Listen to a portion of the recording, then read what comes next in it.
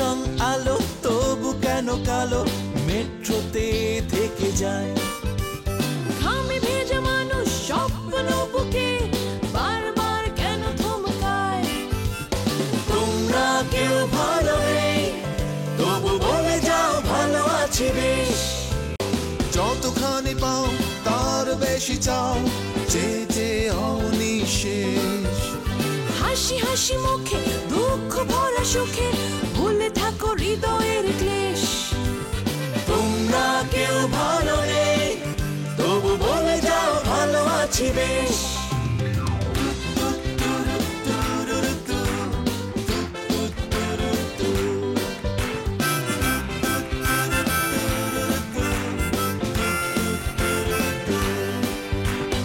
অভিনয়ে পাকা ভেতরটা ফাঁকা সবকিছু ঢাকা মুখোশে ভেঙে যায় বলে তাই স্বপ্নকে ভয় পাই জীবন জলে আক্রোশে। Everyone is heartless কোনো মতে করছে survive. Hey metro man, This is Metro Life. Bloody Metro Life. Bloody metro life.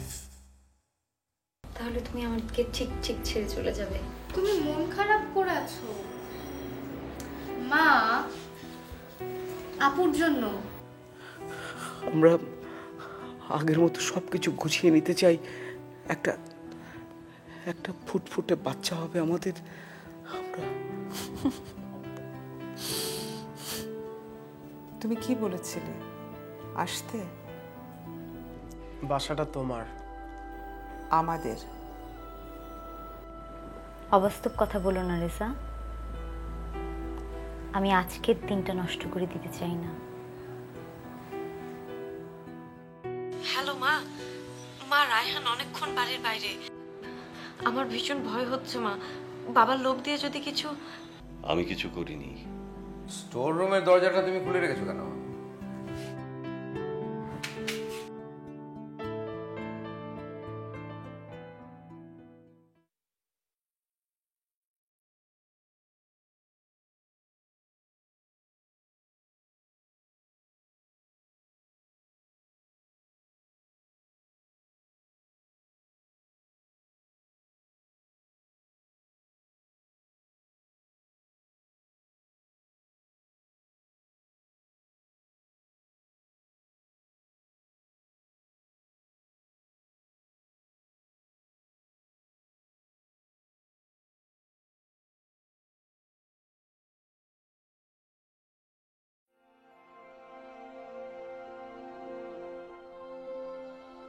K K?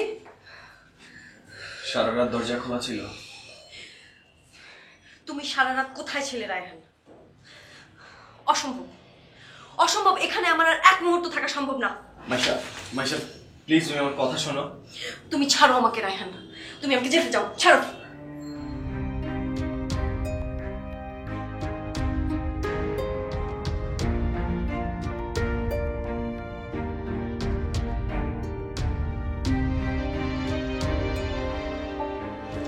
Good morning মা।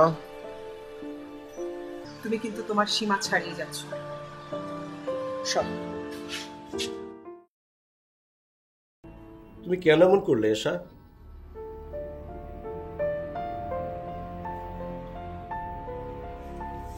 আমাকে অন্তত বলো, আমি ব্যাপারটা বুঝতে চাই। এসা তোমাকে কিছু একটা জিজ্ঞেস করা হচ্ছে। ভুলটা আমারই হয়েছিল। আমার নাচটাকে নিয়ে আমি অনেক কমপ্লেন পাচ্ছিলাম। নিশ্চয়ই সে তোমাকে উল্টাপাল্টা কিছু বলেছে। রেজার সাথে ওর কি সম্পর্ক? হোয়াট? রেজা সাহেব তো ওকে চেনেই না। তাহলে মেয়েটা আমাকে কেন বললো যে এখন থেকে ও এই বাড়িতেই থাকবে? তাই বলেছে নাকি?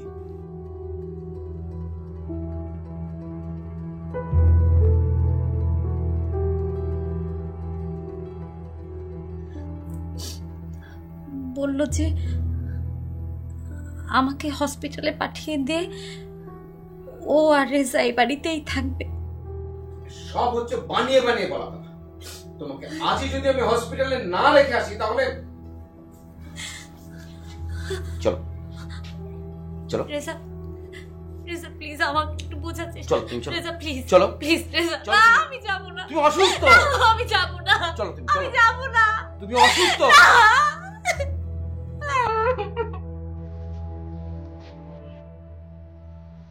ভীষণ বিপদে পড়েছিলাম।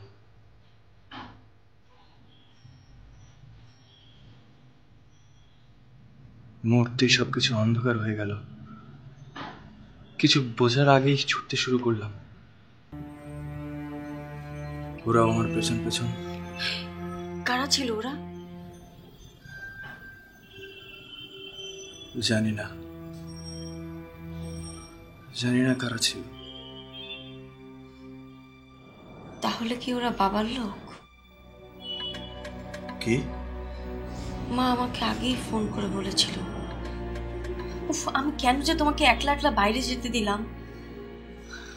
তোমার মা কি বলছিল? মা বলেছিল যে বাবার লোকেরা তোমাকে ছেড়ে দেবে না।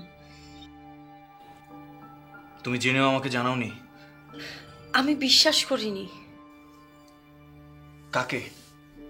আমাকে না তোমার বাবাকে? তুমি কি বলছো রায়ান?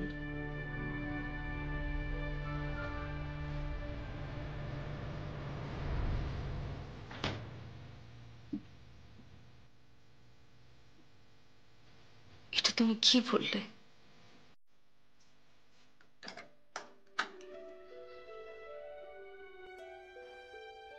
ও আতিক ভাই, আপনি? তোমরা যে কি করোনা বিথি আমি ঠিক বুঝতে পারি না। হোটেলে যাচ্ছ না কেন? নাকি টাকা পয়সা দরকার নেই? না, তা কেন হবে? কিন্তু কে যেন এসে বাবাকে বলে গেছে।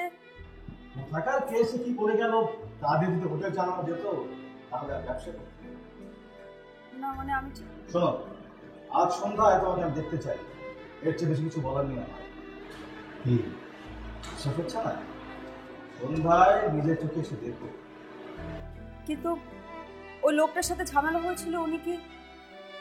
সেটা তো তোমার দেখার বিষয় না। আচ্ছা চলি। আরে ভাই শুনুন, আমি আসলে কিছুই বুঝতে পারছি না কি করে এমন হলো বলুন তো। সেটা আসাদ সাহেবকে জিজ্ঞেস করাই ভালো।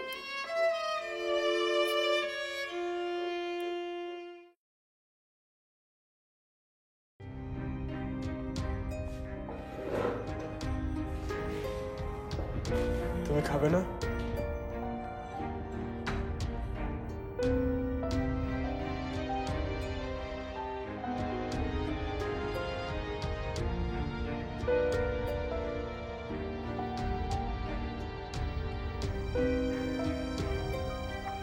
আমার ওইভাবে বলাটা উচিত হয়নি।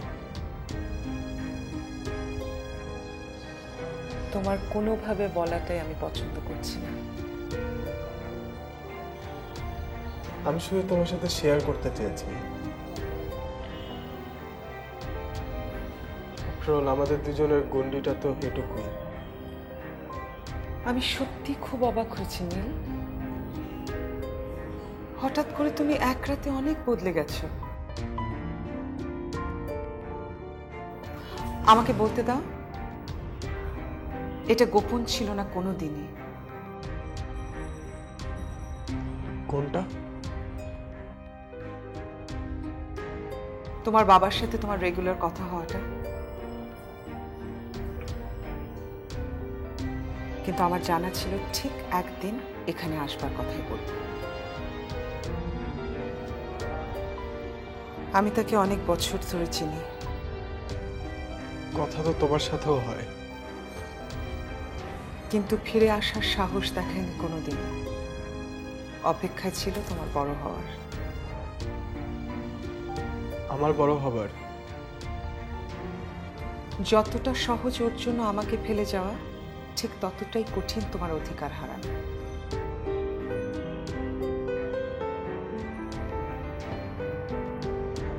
তুমি খুব কঠিন, তাই না মা? ইচ্ছে করে হয়নি।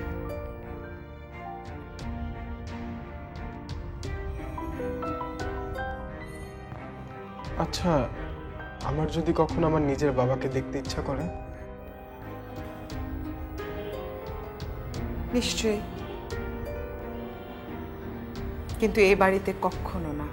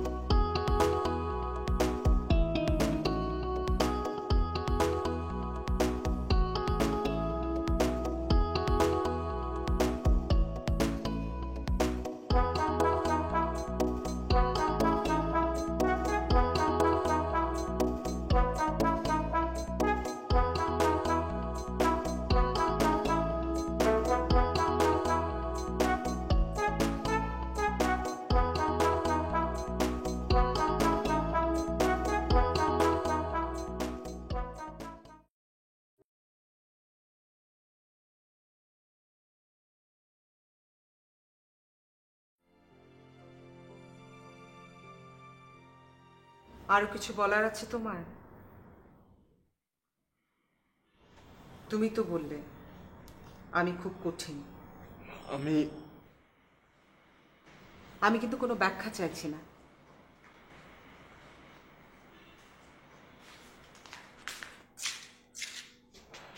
ব্যাখ্যা কি দিতে চেয়েছি আমি? মনে হলো তো তাই। জানতে এসেছিলাম যদি ইচ্ছা করে। বাধা দেব না তো। মা, তুমি এরকম অপরিচিত মানুষের মতন কথা বলো মাঝে মাঝে। তোমার বাবার চেয়ে অপরিচিত? মা, অথচ দেখো দিনে দিনে কেমন পরিচিত হয়ে উঠছে তোমার। বারবার এই একটা ব্যাপার নিয়ে কেন কথা বলো? আজকাল গলা চড়িয়েও কথা বলা শিখেছো। এর পরের বার সে ফোন দিলে আমি ঠিক তোমার মতন করে কথা বলবো।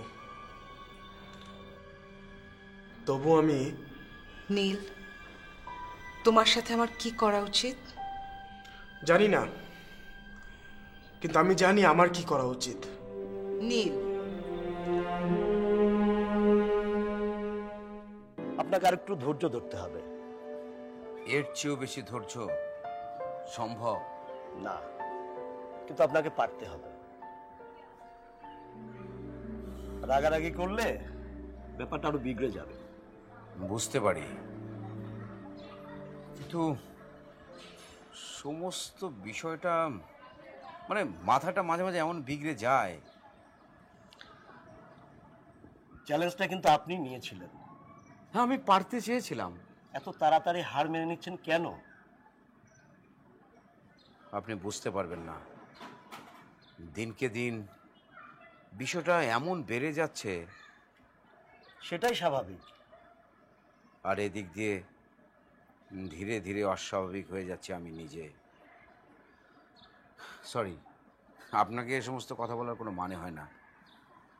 আচ্ছা, এখন আমার কি করণীয় সেটাই বলুন।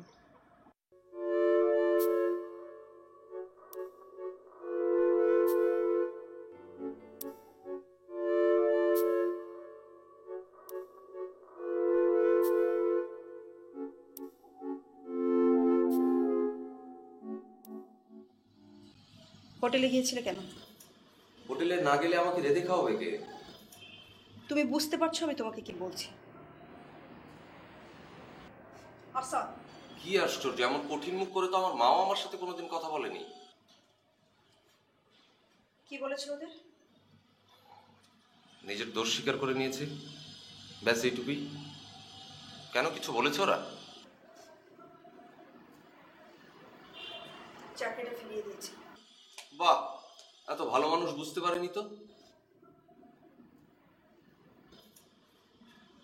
আরে বাবা, যদি বুঝতামই তাহলে তো নিজের জন্যই একটা কিছু করার কথা বলতাম, তাই না? আমি সব বুঝি আসাদ।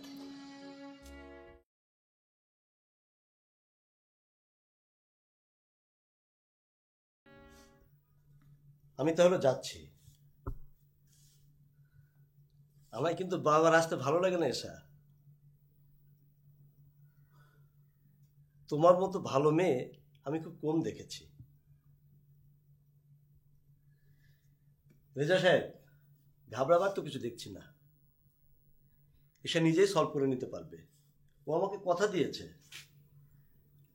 চলুন আপনাকে এগিয়ে দিই।